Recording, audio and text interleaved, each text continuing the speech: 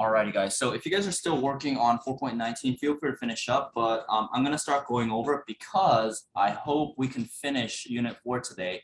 And so next week we have a 2-day lab. And then after that, we can take the exam at the end of next week. But we'll see if we can get all that done. So let's go over 4.19. So for this one, this is similar to 18, which is the one that we finished up with last time. It's asking you for the molar concentration, which is just another way of saying molarity for each ion inside a 0.5 aqueous solution of magnesium phosphate. So the first thing you need to do is figure out what is the formula for magnesium phosphate. So what is magnesium's most common ion? Yeah, +2. Okay, and then phosphate, if you look it up on your polyatomic chart, you should see that it's PO4 3-. And so what you need to do is you need to balance out the ionic charges in order to get your compound. Okay, so since magnesium is +2 and phosphate is 3-, you're going to need 3 of these magnesiums because that'll give you a charge of +6, and you're going to need 2 of the phosphates. Okay, so that's your compound, your formula for magnesium phosphate. Again, you need 3 mg's to get this to +6. You need 2 phosphates to get to -6, and that's the only way they're going to be able to balance each other out. Okay, so I know that some of this might be a little tricky still, but just make sure you guys are comfortable with it because this should be basically second nature at this point. Okay, so basically what this problem is telling us is that, hey, we have an aqueous solution, and inside the aqueous solution, there's magnesium phosphate. And the molarity of magnesium phosphate is 0.5 molarity. Okay, and it's asking us, what is the concentration of the 2 ions?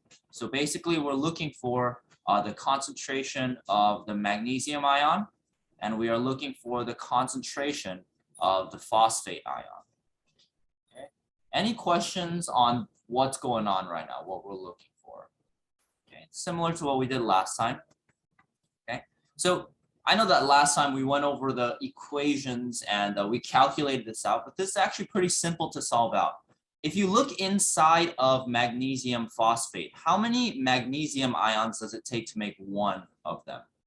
You need 3. So if the molarity of magnesium phosphate is 0.5 and there's 3 magnesiums in there, that means that when you put this compound into solution, it's going to break into 3 magnesium ions. So if the original is 0.5 and there's 3 of them in there, what would we need to do in order to calculate the concentration of just the magnesium ion? What do you guys think? What's a simple little thing we can punch in the calculator to get the concentration of the magnesium ion? Yeah, 0.5 times 3, right? Because if we have 1 magnesium phosphate molecule that turned into 3 of them, the concentration is going to be triple, right? Because it's 3 things in 1. So you would just do 3 times 0.5, and so the concentration of the magnesium ion would just be 1.5 molarity. So for these types of problems, you can actually just do it in your head because you see that, hey, inside 1 molecule, there's 3 ions, so obviously the concentration has to be tripled. And then for phosphate, same thing. If you put 1 magnesium phosphate inside of solution, you're going to end up with 2 of them. So similar to what we just did, what do we have to do to get the concentration of phosphate? Yeah, times it by 2, which gives you just 1 molarity. Okay, and that's how you get the answer for that. Okay, so magnesium phosphate, the ionic compound together has a concentration of 0.5. If you look inside, there's 3 magnesium, so the ion concentration of magnesium is 1.5, and there's 2 phosphates, which means it's 1. All we needed to do is triple and double it. Okay, so that's pretty much molarity. It's not going to get too much more difficult than that just on regular molarity problems. But later today, we will be doing stoichiometry and stuff with it. Okay, any questions?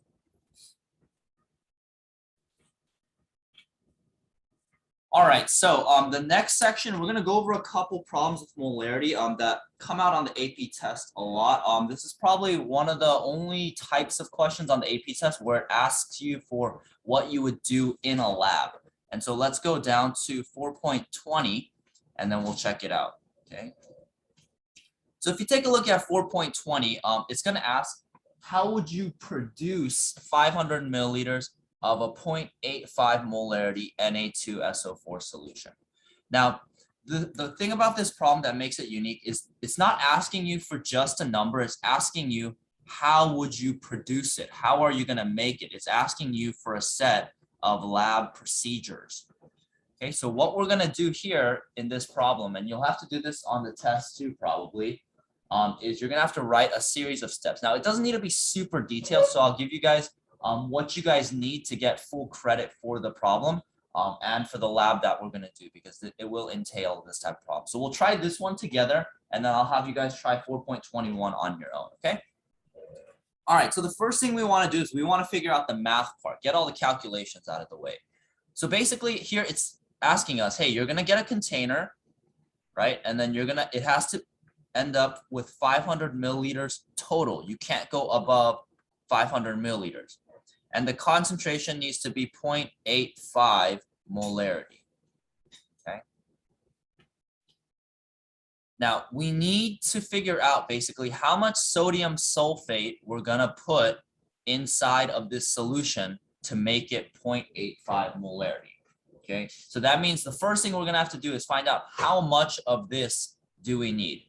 Now, I know that on like a piece of paper, we can say, oh, I need this many moles, or I need this molarity. But in real life, when you use a scale, what unit does it give you?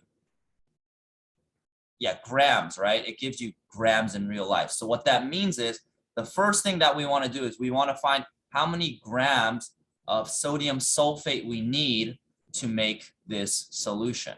Okay, so that's the first thing we're going to be looking for. We're going to be looking for grams, because in real life, we have to measure things in grams. Unfortunately, there's no mole calculator. That would be great, right? You could put something on a scale and it gives you the moles, but in real life, we do it in grams. Okay, so let's do the calculations. What we're gonna do is we're gonna take the numbers that we have and try to figure out how we can use them. So the formula we're probably gonna be using is the molarity formula, right?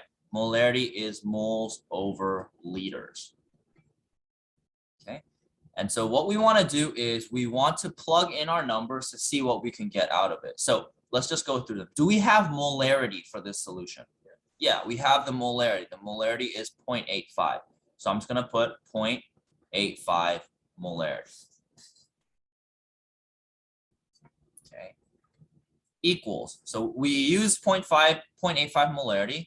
So we have 500 milliliters. Obviously, we're going to have to convert this, but we're going to put it on the bottom, right? So if we convert 500 milliliters to liters, it'll be 0.5 liters. All you need to do is move the decimal either 3 times to the left or divide it by 1,000. So on the bottom of the fraction, we're going to put 0.5 liters. Okay, which means that the top of the fraction, what we have is moles. So we're able to calculate for moles. So take a second to do that. Find out how many moles of Na2SO4 are inside of the solution.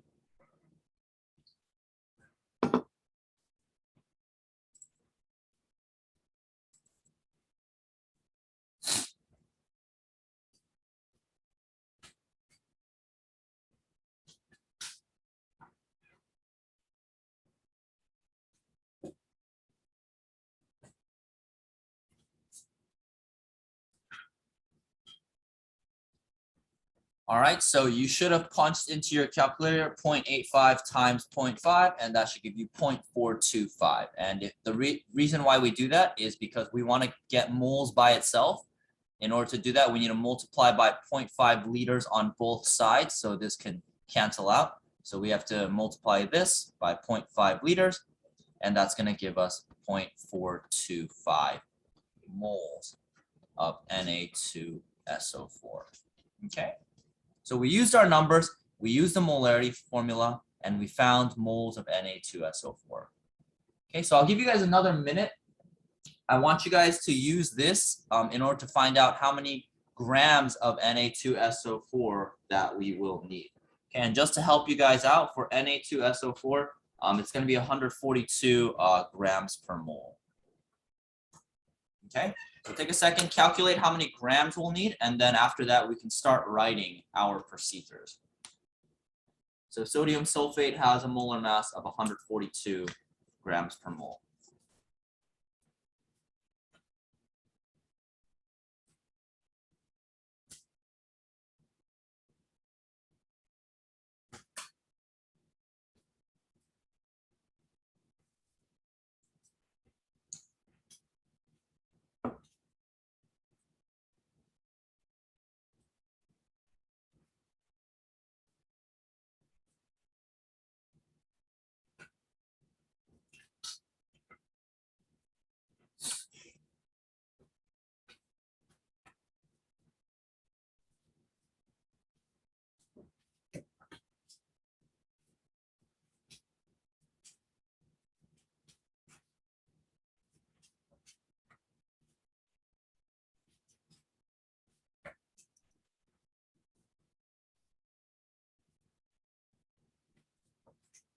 Give you guys maybe 30 more seconds to finish up that calculation. We're looking for grams of Na2SO4.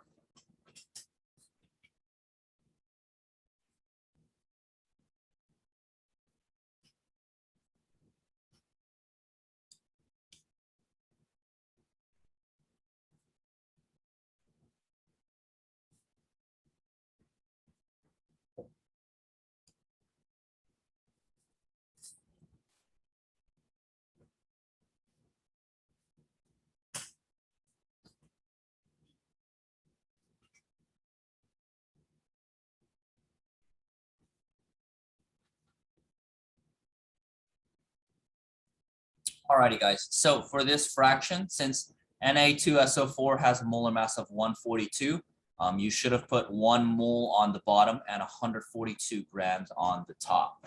Okay, so the moles will cancel out, top and bottom, and so into our calculator, the only thing we need to punch in is 0.425 times 142.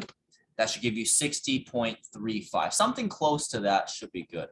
So that means for this solution, there are 60.35 grams of sodium sulfate inside of that container. Okay, does that make sense? Okay, so basically we have a container, we have our aqueous solution. That aqueous solution is 500 milliliters. And inside of the 500 milliliters, we have our 60.35 grams of Na2SO4 dissolved in there. Okay, and because of that, that gives us a molarity of 0.85 molarity. Okay, so we found the number that we need, but that's not what the question is asking us to find. We need to write lab procedures.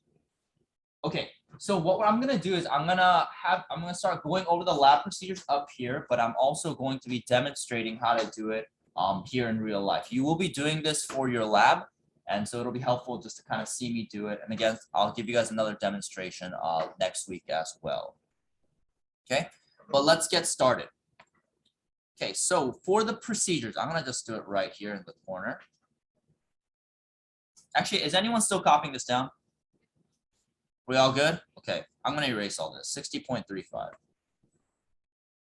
60.35 grams of Na2SO4.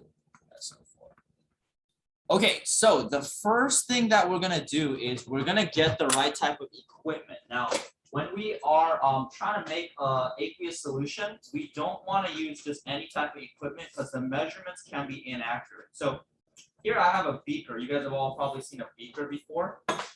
And you guys are familiar with the numbers on the side, right? Okay, there's these numbers.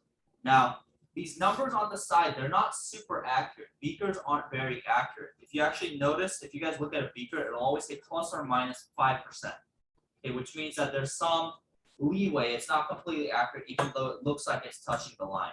So the piece of equipment that we need to use is something called a volumetric flask. Okay, so I'll write that down later. But this is what a volumetric flask looks like. Kind of like a weird bowl shape. Okay, so we're going to use a volumetric flask.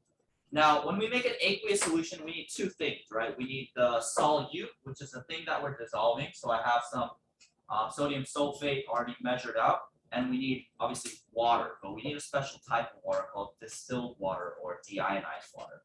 Now, let me just ask you guys a question. What do you guys think should go inside the solution first? Should we put the solute first, or should we put the water in first? Okay, so I heard water. So if it's 500 milliliters, right? Does that mean that we put 500 milliliters into the volumetric flask? Okay, so let's think about that. If I put 500 milliliters in here first, and then I put the solute in, is it going to stay at 500 milliliters?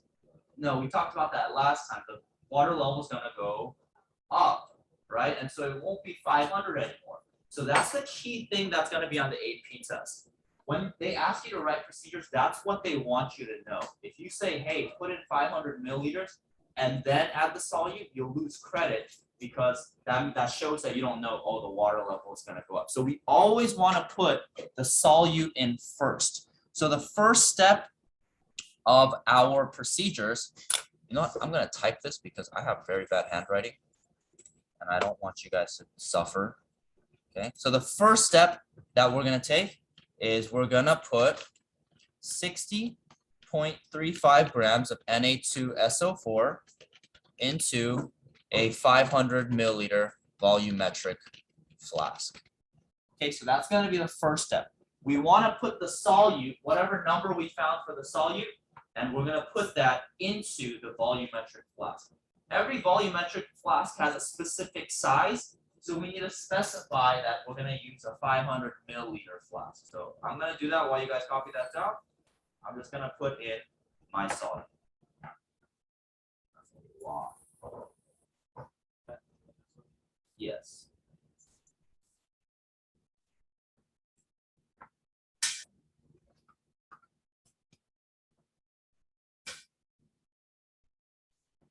So we got Na2SO4. Okay. So the first thing you want to do is you want to put it into the flask. Okay. All right. Next thing we want to do is we want to add the water because this is a 2-ingredient recipe, pretty easy to make.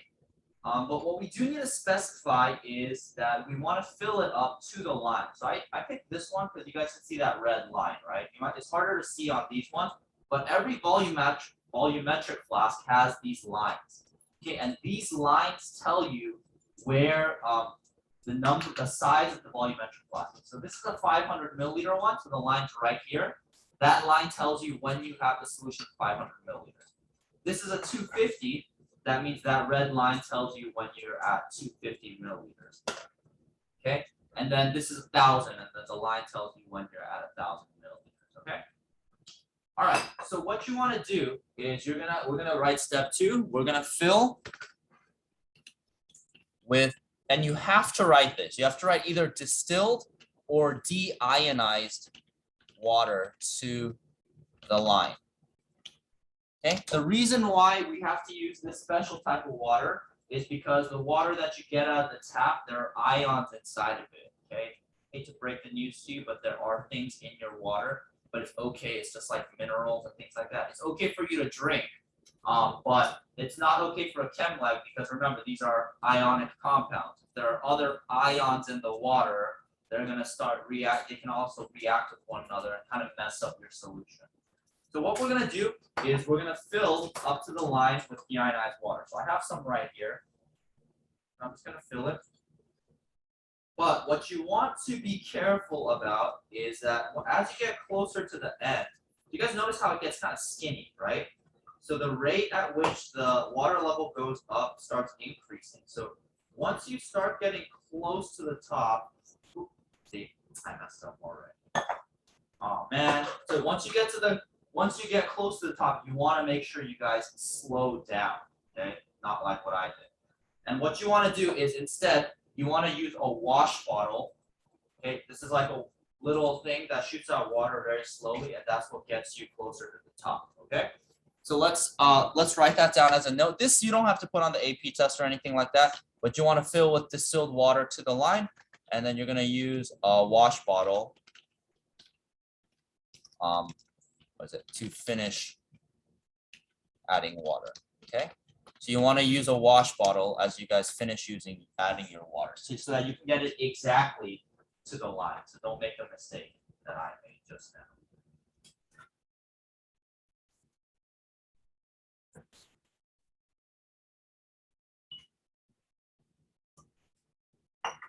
I'm gonna cheat and kind of pump some up. So now we're at the wrong molarity. But you guys see how if I use a wash bottle, it goes in a lot slower.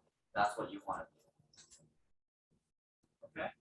And you guys might have learned this from your other classes, but when you have water in a container, and you guys might have noticed this too, the water level isn't completely straight. Okay, so you guys can check it out later, but when you are adding water in like a column like this, the water level tends to curve downward. Okay, and we want to measure the line based on the bottom of that curve. That's called the meniscus. If you took anatomy, meniscus is a little structure in your knee. Okay, same word, meniscus. Okay, and so the other thing that we want to make sure that we're careful about is that the meniscus, the bottom of the curve, touches the line. Okay, so you want to make sure the bottom of the curve is touching the line, not the top of the curve. Okay, that's how we get that accurate measurement. Okay, and then after that, pretty simple. All we need to do is stir until completely dissolved. Okay, so for us, like I said, chemists are kind of lazy, so we have this little magnet called a stir bar. We kind of just drop it in there. We put it on something called a stir plate, and then the bar is going to spin. I don't know if you guys can hear that. Yeah, so the bar is going to stir and makes the solution completely forms. Nobody has time to do this. My old wrists. Okay, and that's it. Those are the procedures that you're going to need to include to get full credit for your answers. Okay, make sure you weigh out the solute that you need. You want to add the solute first, then you fill the water to the line. Don't make the mistake I did by adding water too fast. You use a wash bottle towards the end. And make sure that the meniscus touches the line, and then you stir. That's pretty much it. Easy peasy. Okay. I know we spent a lot of time going over this for 3 steps, but I wanted to make sure you guys got a good handle on it, because you're going to have to write these procedures for your lab next week, and you're going to have to make a solution as well. Okay. So if you guys are good with that, I want you guys to go on to the next problem and try it out. Yeah, what's up, Greg?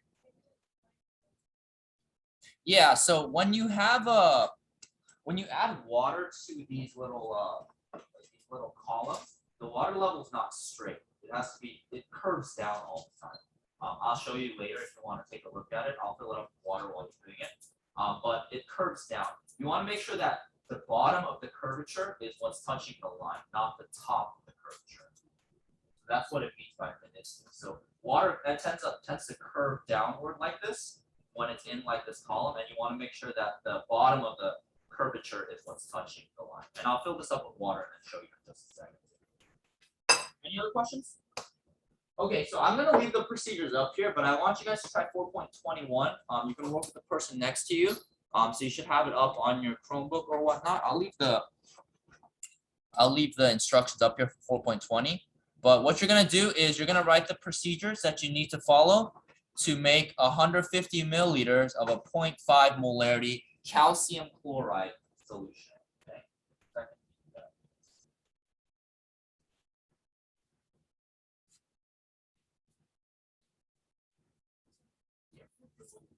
Take Post-it note.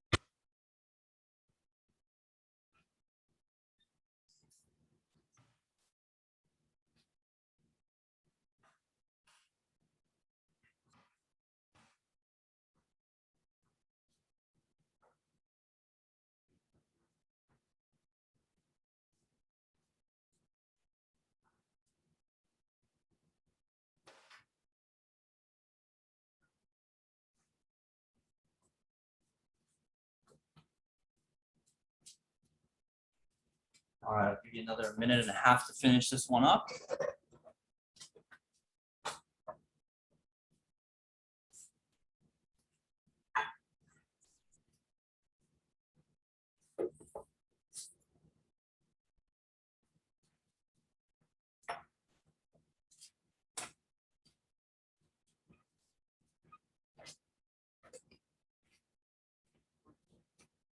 It does look like blood.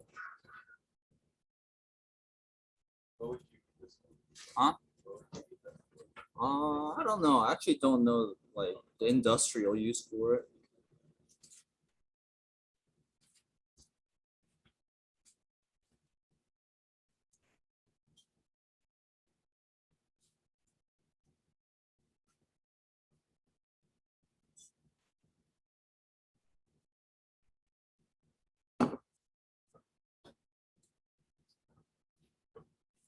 Alrighty, guys. So if you guys are finishing up, feel free to finish up this problem.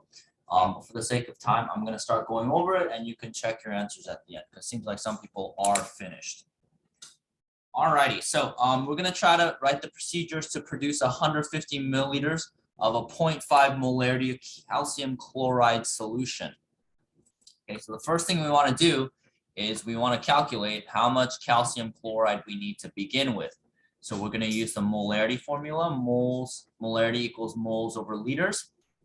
Okay, so we're just going to plug our numbers in. I'm going to plug in 0.5 molarity right here equals, I don't know moles, but I know that 150 milliliters is 0.15 liters. Okay, so if I pull out my calculator, in order to calculate for moles, I'm going to do 0.5 times 0.15. Oops, I clicked the wrong button. Okay, and that'll give you 0.075. So for your moles, you're going to get 0.075 moles of calcium chloride. Okay. Now we need to convert this into grams. So what we're going to do is we're just going to set up our dimensional analysis. And so what you're going to do is you're going to put 1 mole of calcium chloride on the bottom. And then you're going to put the molar mass of calcium chloride, got 111 grams of calcium chloride. Your moles cancels out, which gives you grams, which is exactly what you want. And so all you need to do is 0.075 times 111. That would be 8.325. That's going to be 8.325. Did I do something wrong? Yeah. Oh, thank you. I appreciate that. Okay. All right, so did everyone get that for your grams of calcium chloride? Hopefully you're able to get something close to that. Okay, so what we're going to do now is we're going to write our procedures. And so for the first step, what we're going to do is you're going to obviously weigh out your 8.325. But if you go, let's take a look back at the procedures that we wrote. I'm going to write down 8.325 somewhere though. 8.325. 8.325 grams. Okay, so we can go back to the procedures that we wrote earlier and just replace the numbers and the formulas. Okay, so what we're going to do is we're going to put 8.325 grams of CaCl2 into not a 500 milliliter volumetric flask, but a 150 milliliter volumetric flask. We're going to fill it with distilled deionized water to the line, and we're going to stir until completely dissolved. And that's pretty much it. Just make sure that you are very careful to make sure that you put the solute inside of the volumetric flask first and then fill it to the line. You never want to say that you're going to put the water in first and then add the solute, because again, the water level is going to go up and you're not going to have the solution volume that you want. Okay? Yes. So this actually answers that problem. You always put your cereal in first and then you put in the milk. Okay? Because if not, you're getting the wrong volume. I like that analogy. Oh, thank you. I appreciate that. Put in your milk and then add your cereal. No, that's what that's what psychopaths do. I love well, that's what I do. Oh, that explains a lot. Hey, it's okay. I know people that microwave their cereal. Well, I fill my bathtub up. I fill my bathtub up all the way, and then I get in my bathtub, and I always knew there was a problem. That is weird.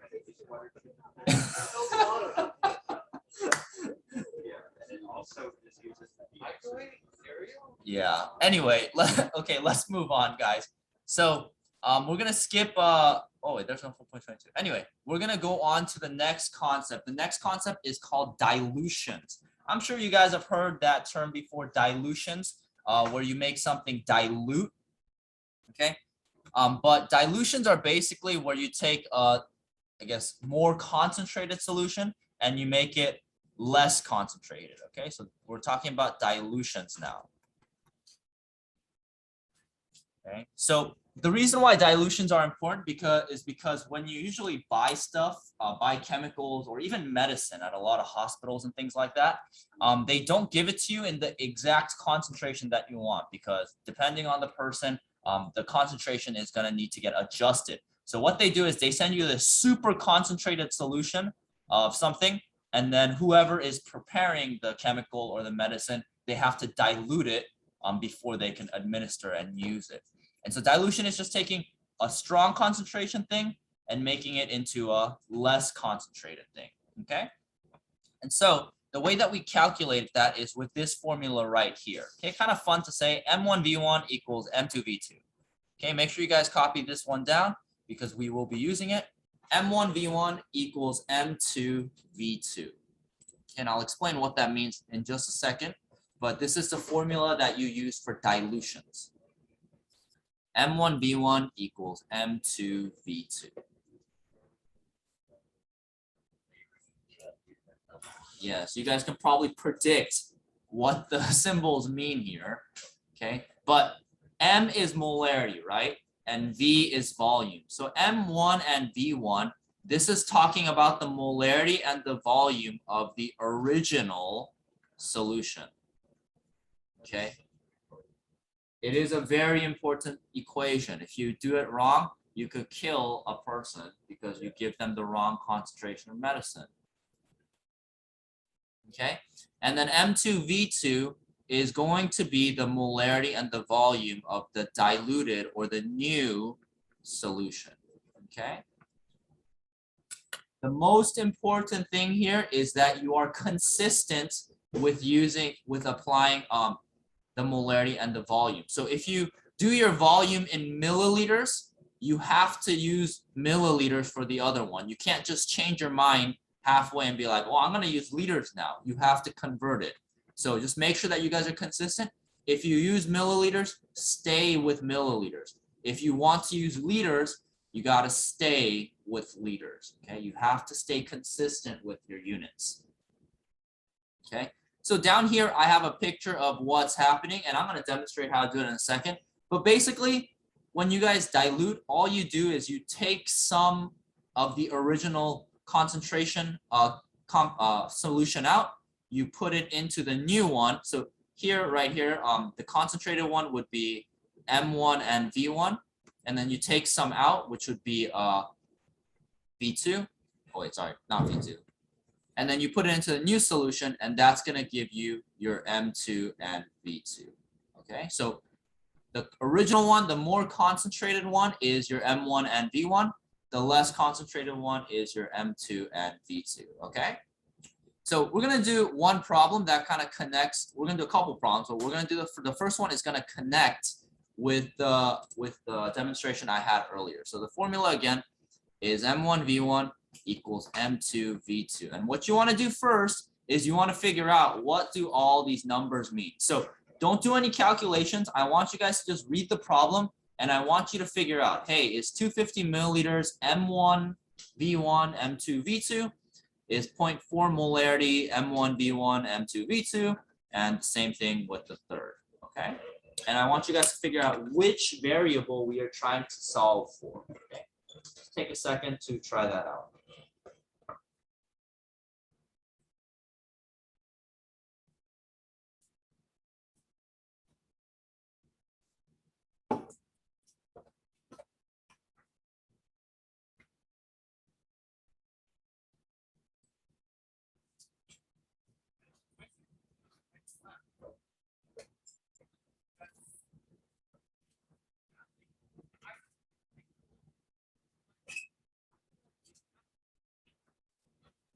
right, so just try to identify what variables all of those numbers are. Does it apply to the original solution or the new solution?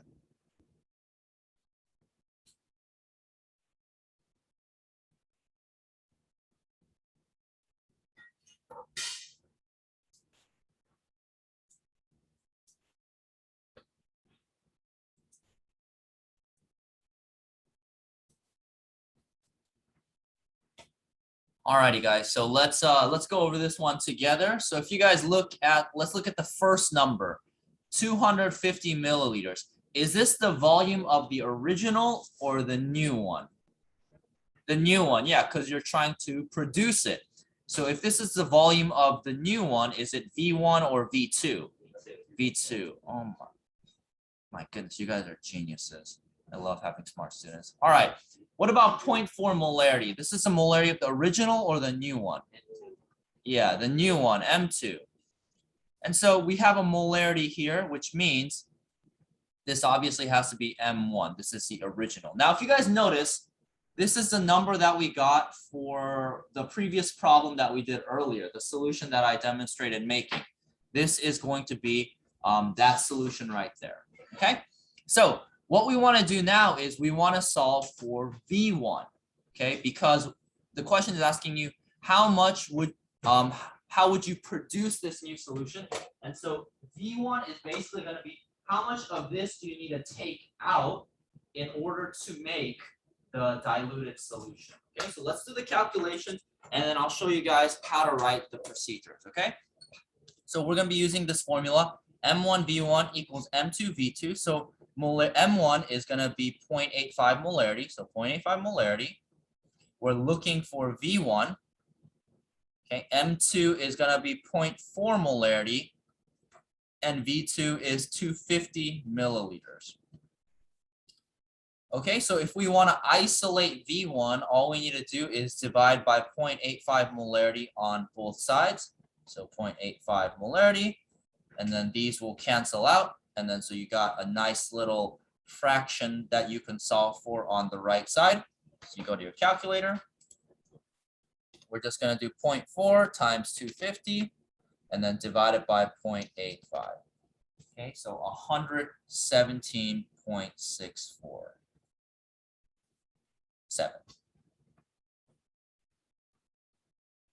Okay, so 117.647 milliliters. Okay, everyone got that number? Okay. I bought my graduate cylinder so small.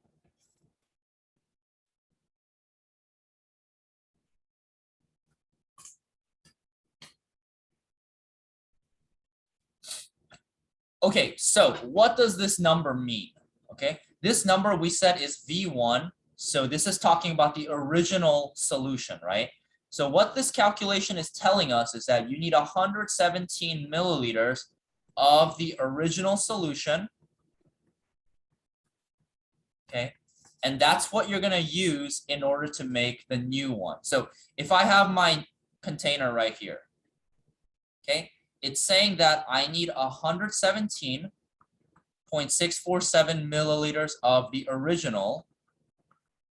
Okay, but I need the entire solution to be 250. So that means the rest of the solution, you need to fill it with distilled water.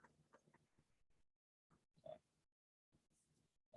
And then when you get it to 250 milliliters, that's when you have your 0.4 molarity solution. So basically what you're doing is you're taking 117 milliliters out of this one, putting it into the new volumetric flask, and then filling it till you get to 250. And that's how you get your diluted solution. So pretty simple. So let's write our procedures. I'll show you guys how to do that, and then we will move on. Anyone still copying down this number? 117.647. Okay.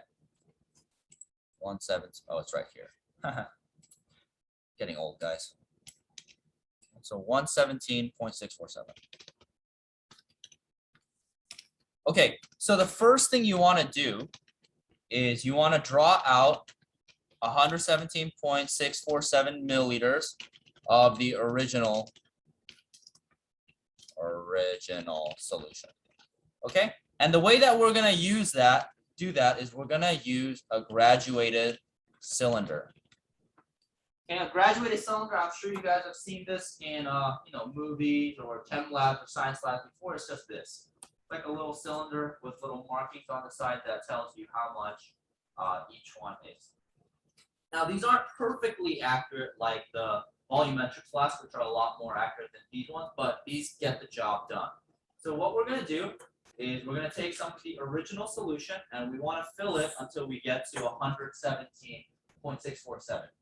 Okay, you won't always be able to get the decimals, and so you want to just get it close. So for this one, this graduate cylinder only gives it to us in ones. So if you can get to 117 or 118, then you're in pretty good shape. So same thing with before, you want to add the majority of it just by pouring it in there carefully. But as you get closer, so I'm getting pretty close now. As you get closer, you want the solution to go slower. So you're going to use either a dropper or a pipette. Okay, so you're going to use a graduated cylinder, but you at the end, so close to end, use a dropper or a pipette. Did I spell that right? Right there. There you go. Okay, so you want to use a graduated cylinder, and as you get close to the end, you want to use a dropper or a pipette. Okay. So I'm going to pour it into a different container just so that it's easier to grab it. So I would just use this dropper to suck up a little bit, and then you would just add it drop by drop.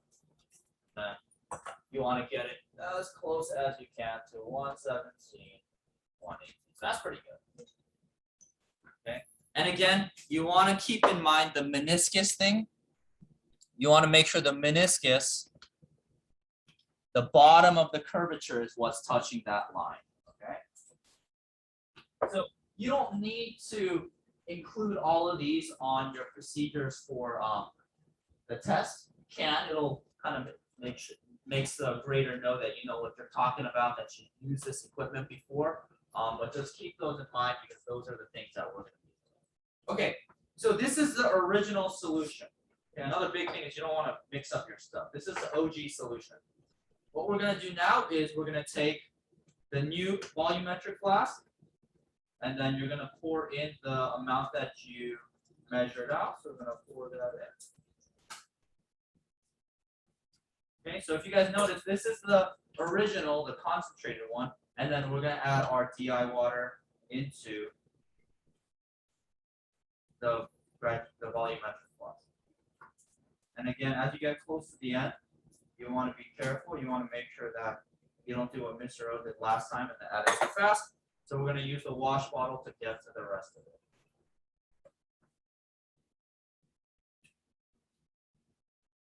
And you want to make sure that the meniscus is what's touching it. So there you go.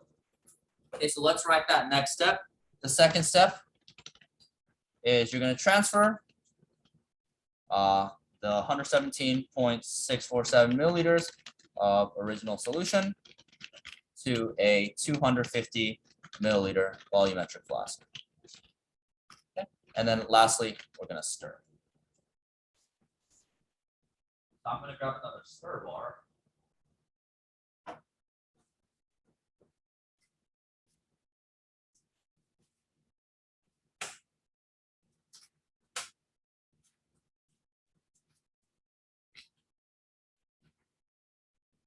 And then we're just going to stir.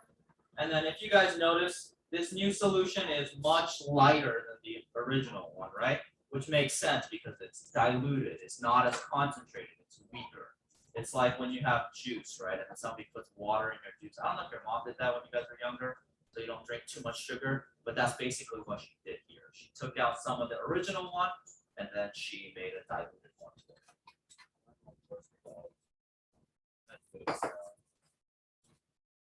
Juice is so good. Sugar is so good. Like put like 25% juice and then 75%. Dang, she diluted it a lot then. All right, so that's basically dilution. Does that make sense? Okay, so let's do one. I'll have you guys do one problem on your own. We'll take a quick 5-minute break, and then I don't know if you guys can see here. We're going to the fun stuff. We're going to be doing stoichiometry with concentration. Okay, I know, the best. All right, so try 4.23 on your own. For this one, you don't need to do the procedures. You just need to calculate for what it's asking you to find. Okay, so try 4.23. Give you guys about a minute, and then we'll go over. So we'll take a break and then do solution stoichiometry.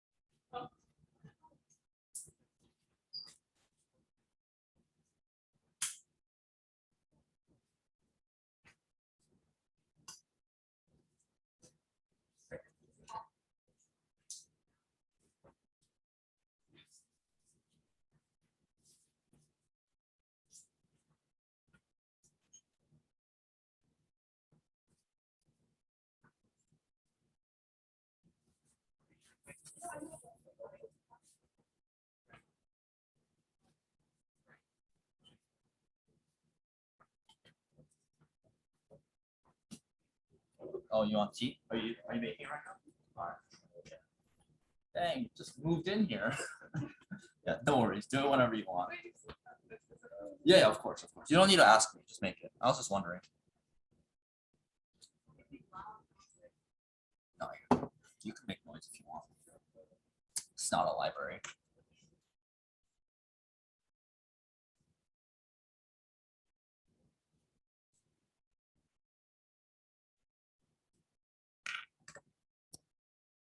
All right, give you guys maybe 20 more seconds to finish that up, and then we'll start going over it together.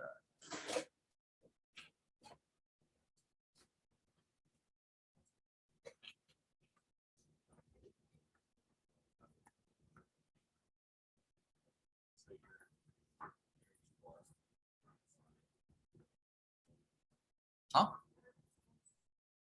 I did when I was in high school.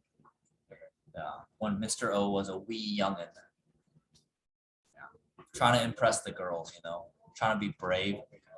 Make sure I stand next to the girl I thought was cute, so she grabbed my arm. Yes. No, but it's okay because it didn't work. It didn't work out. I should tell you my old dating stories. That didn't exist. I know. Yeah, the high school Mr. O. I was a bully, and I was a loser, honestly. I would have bullied myself. Wait, this is being recorded. Alrighty, guys, let's go over 4.23. We'll take a quick break and then jump into solution stoichiometry, which is going to be the majority of the stuff that's on the AP exam and on your exam in this class, and what you'll need to know for this lab, okay? We kind of put everything together for solution stoich. All right, so what we want to do first is identify all the variables and figure out what we're looking for. Okay, so it's asking what would the concentration of a KOH solution, what would be the concentration of a KOH solution that was prepared using 250 milliliters of a 5 molarity KOH solution. Okay, so let's look at 250. Is 250 going to be our V1 or V2? It's V1, yeah, because we're using 250 of the original. And so obviously 5 milliliters is going to be your M1. And then you're making it in a 1,000 milliliter flask, which means this is going to be your V2. This is going to be the final volume. So your M1 is going to be 5 molarity. your volume is going to be 250 milliliters. And so that means you're looking for the concentration, which is going to be M2, and then we'll plug in our 1000 milliliters. Okay, any questions how we got those values? Makes sense? Okay, calculation is very easy. You just need to divide by 1000 milliliters on both sides, and then this will disappear and you will get your M2. So we plug it into our calculators. 5 times, oops, that's divide. So 5 times 250 divided by 1000, that'll give you 1.25 molarity. So your final molarity will be 1.25 molarity. So if we kind of drew a picture to visualize what was going on, our original solution, it was 250 milliliters. It was 5 molarity. And then we took some of the, or sorry, it's not 250, but we had a 5 molarity solution. We took 250 of it out. Okay, we took 250 milliliters out, and then we made 1000 milliliters total of a 1.25 molarity solution. Okay, so we had some concentrated solution. It doesn't matter how much we had to begin with, because what matters is how much we take out. We take out 250 of it, we put it into a 1000 milliliter flask, and then we fill it up to the line, and then we get 1.25 molarity. Okay, so I'll leave this up here as we take our 3-minute break. Take a second, you can stretch your legs, go out, get some fresh air and sunlight. You can just hang out for a bit. After that, we will move on to solution stoichiometry. Okay. Final test for pre-chem starting for post class. There are like 10 of these problems. I think dilution is bad. Pretty easy math. It's really easy, but it's like it's really like a lot of. It's a lot of reading. The reading is annoying and hard. Yeah. That's not like this stuff is hard. You have to read it, figuring it out. Yeah.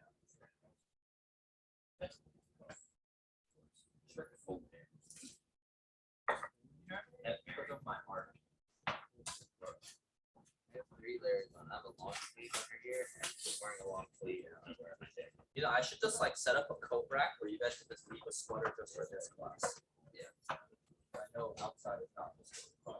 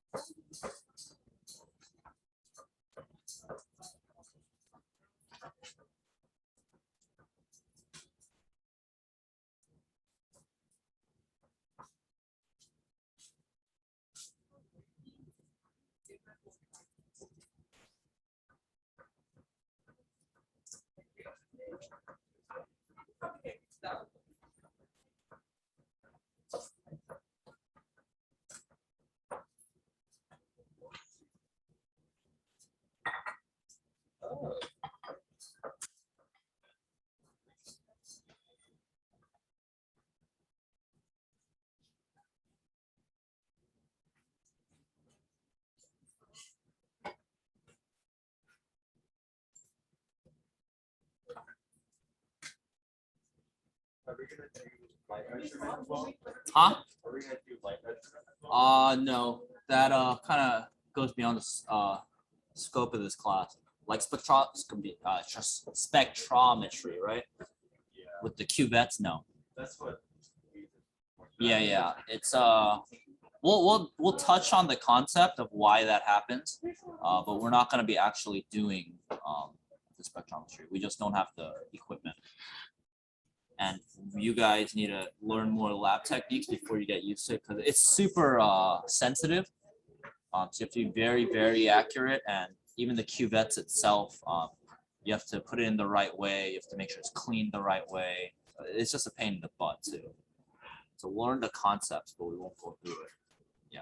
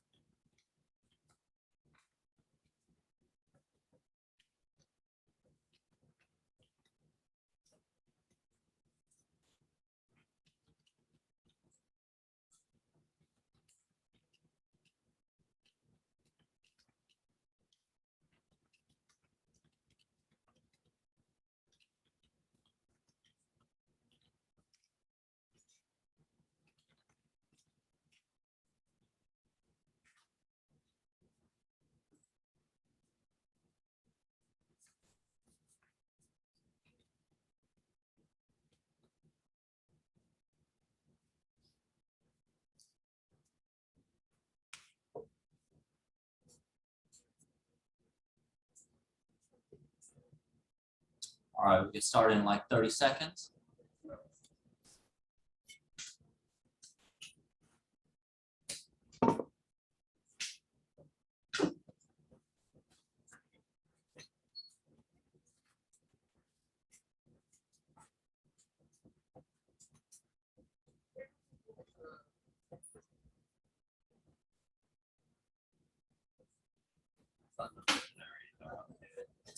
You know, these are kind of annoying because it's not just like regular Stoic where it's one shot you solve it. This is like you have to do a calculation here, bring it in, do a calculation there, bring it in.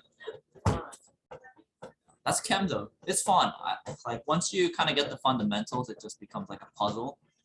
And so there's a lot of creativity that people can express in chemistry, but you just got to know the basics first.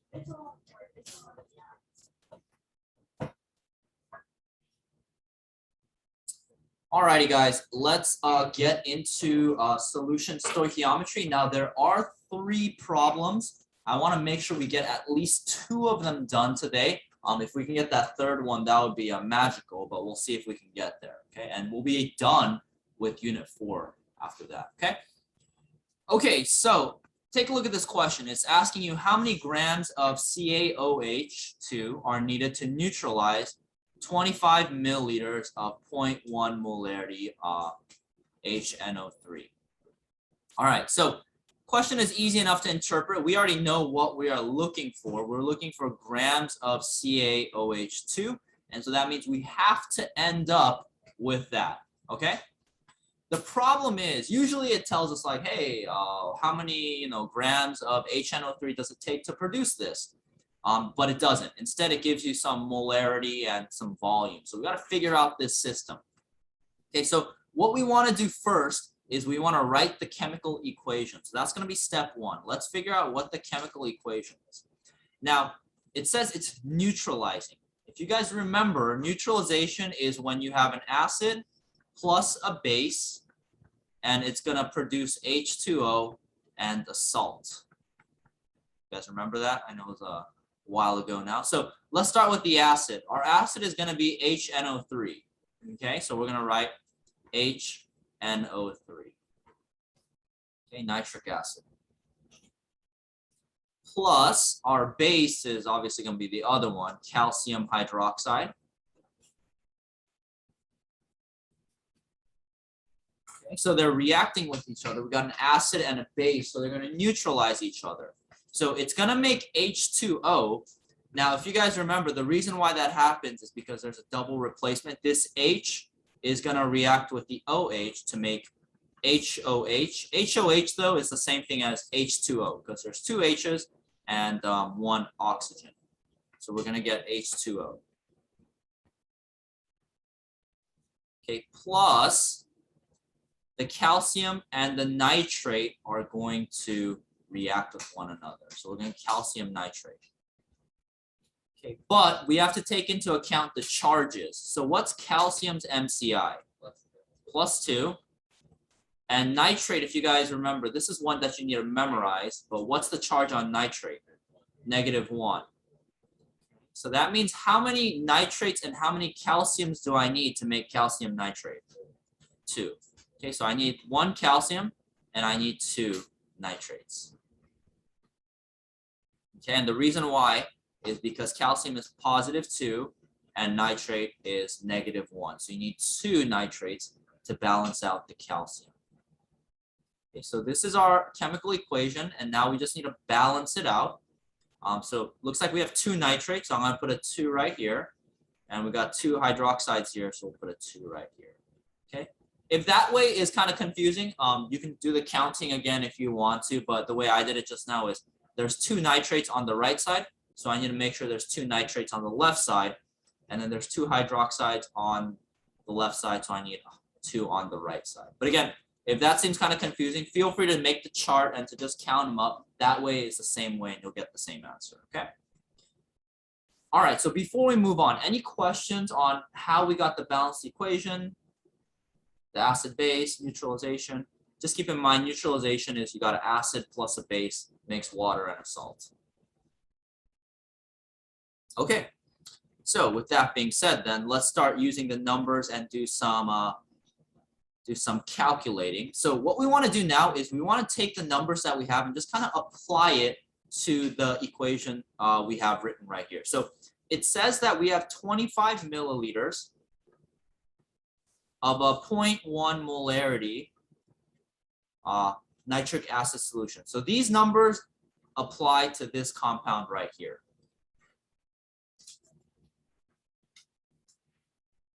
Okay, and the question is asking us to find grams of calcium nitrate. So we need to end the problem with calcium hydroxide, sorry. Okay, so this is what we are looking for. So all I'm doing is just taking the information from the problem and just kind of applying it to the equation, just so I know what I'm looking at, what's important, and what we're going to be using. Okay, so in this problem, it doesn't seem like we're going to be too concerned with the products. We don't really care about the water and the calcium nitrate very much. We care mostly about the reactants, okay? All right, so we want to end up with grams of calcium hydroxide, but the thing is, our starting numbers right here, they're not grams, right? We don't even have moles. We have molarity and volume. Okay, lucky for us, we have that molarity formula. Okay, molarity is moles over liters. And so what we can do now is we can take these two numbers, find the moles of nitric acid, and then use that to calculate for calcium hydroxide. So that's kind of the pathway we're going to take. If that makes sense to you and you want to try that out on your own, I encourage you guys to do that just so you can kind of work it out. I think that's a better way to solve it, but I know it's a little bit weird. So we'll go through a step-by-step up here, okay? So we're just going to plug in what we have into the equation.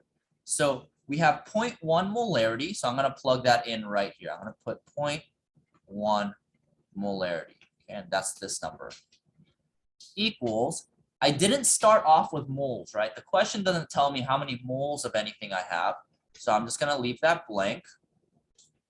Okay, but we have liters.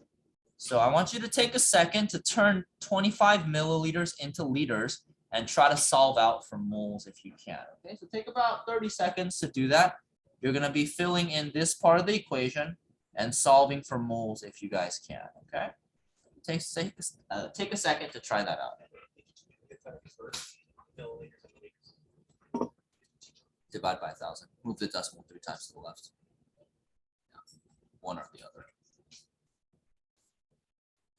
In the beginning of the year, we did the dimensional analysis for it, but now that they're more proficient, yeah, I just told it.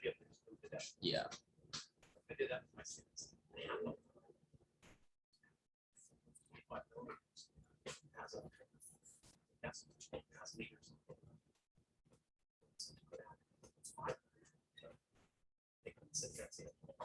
Yeah.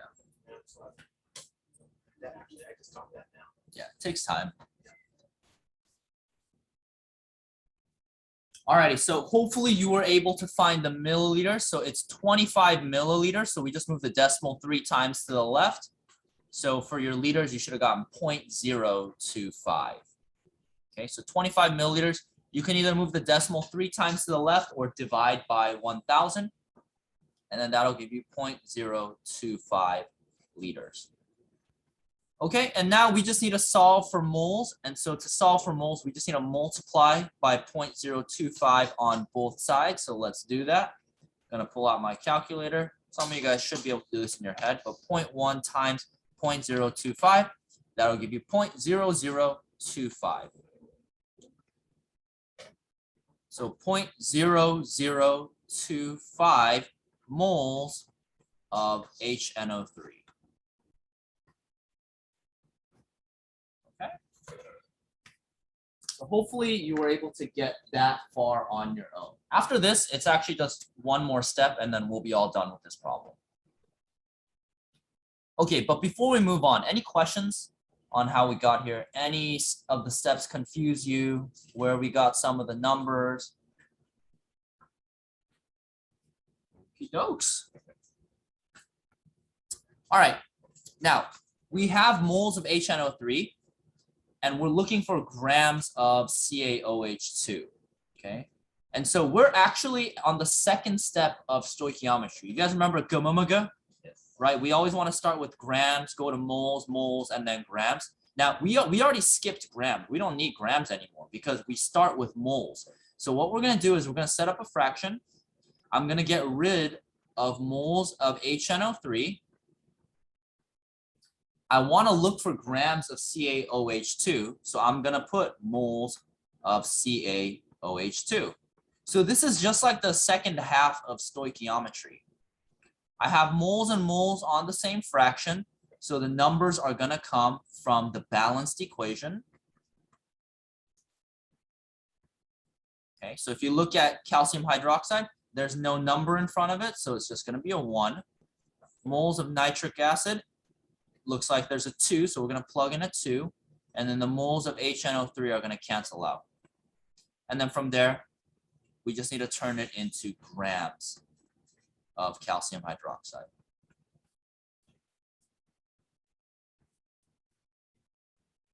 Okay, and then after that, if it's grams and moles on the same fraction, we get the numbers from the molar mass of calcium hydroxide. So we just need to go on to the periodic table and look it up. I'll just give it to you guys. It's 74.1.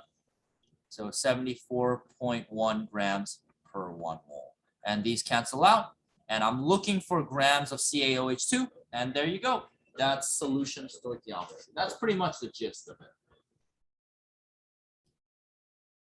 Okay, so I'll give you guys a minute to solve that out, copy down the fractions. But do you guys have any questions on how we set that up, where we got the numbers from, why we used the units we did? Hopefully it makes sense.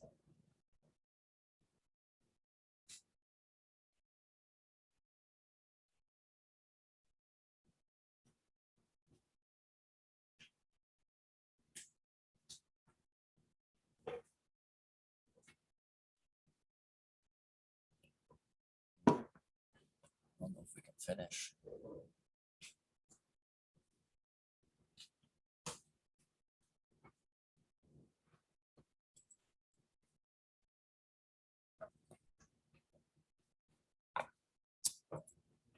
Alrighty, guys, so let's solve this out and then we will move on. So we start with 0.0025. We're going to divide that by 2, and then we're going to multiply by 74.1.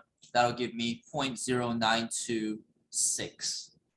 Okay, so for our final answer, we will get 0.0926 grams of CaOH2.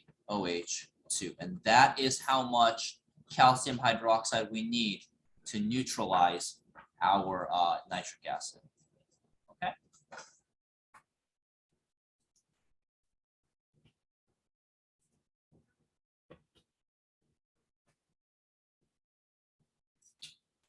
All right, any questions about that? Hopefully it's not too difficult. You do have some questions like this on your homework, so that would be a good way to practice. I did want to demonstrate one more thing before we go, but I don't know if we'll have enough time to finish that up. So instead, we're going to skip 4.25 and go to 4.26, and that's going to be the last thing that we do. So go to 4.26. This one's a little bit quicker, but the next time we meet, I'm going to go over 4.25, and then after that, we will do the first part of the lab. So that's what we'll be doing on Tuesday. Okay, so 4.26, let's try to get this done, and then we'll be all done for today. Okay, and again, this lecture will be posted online. All right, so in this problem, it's telling you that you have 100 milliliters of a 0.04 molarity solution of lead 2 nitrate, okay? And it's asking you how many liters of a HCl solution you'll need to react with the solution, and will you make a precipitate? Now, this sounds very complicated. There will be a lot of moving pieces, but let me just go through it with you guys step by step. So we have lead nitrate right here, and we have HCl. Okay, so those are the two things that are reacting. So I'm just going to write an equation, PbNO3 plus HCl. Okay, and it looks like we have two ionic compounds, and so they're going to do the double replacement thing. So we got Pb that's going to react with Cl, and H that's going to react with the nitrate. So take about 30 seconds. See if you guys can figure out what products are going to be made. Okay, it's going to be double replacement. So they're going to switch their ions with one another.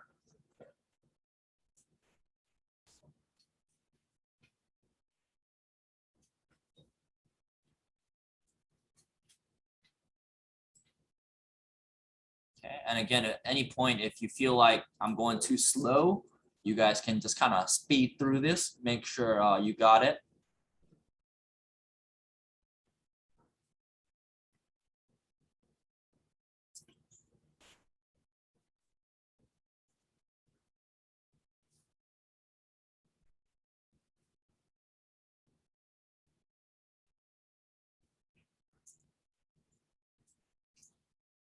All right, so PB is going to be +2, and we know that because nitrate is always -1, and it took 2 of them to cancel out the PB.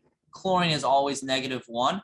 So for your first product, you should have gotten PbCl2 plus, and then hydrogen is +1, and you just need 1 to balance out the nitrate.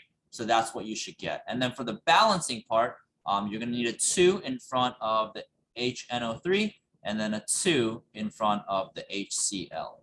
Okay, so that's what you should have got for your balanced equation. If you're able to get that on your own, should be in pretty good shape. All right, so we got our balanced equation, and now we got to apply the numbers that we have. So for PbNO3, we have 100 milliliters, and we have 0.04 molarity. And it's asking us, how many liters do we need of HCl? So this is what we're looking for, liters of HCl, if we have a 0.5 molarity HCl solution. Okay, so these are our starting numbers right here. And then what we're going to be doing is we're going to be using these values to do some stoichiometry in order to find how many liters of 0.5 molarity HCl we need to balance, cancel it out. All right, so let's start with our equation. Okay, so these values right here can be plugged into the molarity equation. Capital M equals moles over liters. We're going to plug in 0.04 molarity in for the molarity. We're going to be looking for moles. We have 100 milliliters. We move the decimal 3 times to the left, and that's going to give us 0.1 liters. So I'll stop right there for a second, but any questions on how we set that up? Should be pretty self-explanatory. It's just a regular molarity thing. Okay, so we're going to use this equation, and we're going to calculate for moles. All we need to do is multiply by 0.1 liters on both sides, and that will give you a value of 0.004 moles of PbNO3.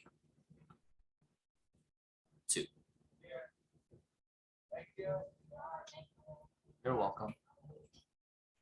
Okay. All right, now we just do some stoichiometry. We start with moles of PbNO3, but I don't care about moles of PbNO3. I want to know about HCl. So in this situation, all we need to do is 1 fraction, because if you guys notice right here, I have molarity and I have liters, right? I'm looking for liters. We know that molarity is moles and liters. So I have this value right here. If I'm looking for liters, what I'm looking for is moles. I want moles of HCl. So I only need to do a 1-step fraction here, because if I do this, if I do moles of PbNO3, 2, and I turn it into moles of HCl, if I get moles of HCl, I don't need to find grams like we do in regular stoichiometry. We can do 1 fraction, and then we'll get the number that we want right here. So I'm just going to use the balanced equation. There's 1 PbNO3, 2 HCl's. And so for this value right here, I get 0.008 moles of HCl. Okay. Does that make sense? Why we only did 1 fraction here? The question's not asking us for grams. It's asking us to find liters. And if we have molarity, we just need moles to find that. Okay, so from here, very simple. We just use the molarity formula again, moles over liters. Okay, and then we're going to plug in the molarity of HCl this time. Here we were talking about PbNO3, but here we're talking about HCl. So I'm going to plug in the molarity, 0.5 molarity equals 0.008 moles of HCl, and that'll let me calculate 4 liters. Okay. And then if you guys do your calculations, you guys should end up with 0.016 liters of HCl. Okay, so if you guys were able to get that, pretty good. That's pretty good for the exam and for the AP test. I don't see it getting any more difficult than this in terms of just solution stoichiometry. Obviously, it's never easy. There's always going to be other stuff added on, but if you're good with this, you should be in pretty good shape. Yeah, great. What's up?